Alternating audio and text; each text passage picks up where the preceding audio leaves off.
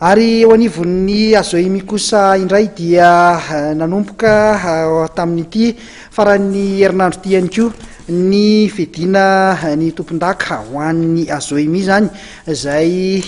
azo lazaina hoe nizara roa moa zany raha ny marimarina kokoa ity fikambanana eo anivon'ny azoimy ity ka ireo azoimy zay tarihany Andriamatoa-Andriamanarivo Abelona no nanatanteraka ny faninanany tetsy amin'ny kianjan'ny tafon'ny Mahamasina nanomboka omaly asabotsy io ny taranja basketball moa nanomboka izany araka ny nambarany Ray Douz Jean Claude zay secrétaire général dia manana safidy tanteraka ny mpiasa-panjakana zay tiany ilalovana eo amin'ity fanatanjahantena anivon'ny ministera ity ka teo amin'izay taranja basketball izay ara dia nazahoana vokatra izany teo amin'ny jeune mixte dia ny ASPM nandresy ny primature tamin'isa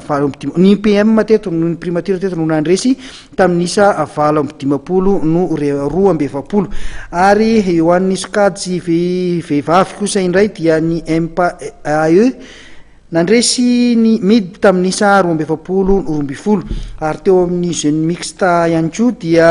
ny MIDSP nandresy ny MPAE tamin'isa 7-20 ary teo amin'ny sokajy vétéran mixte dia ny MEETFP nandresy ny MPAE tamin'isa 4-20 no 5-20 araky nambaran'ny mpiarakara dia ny taranja baolina kitra indray no anomboka amin'ny faran'ny herinandro ho avy izao.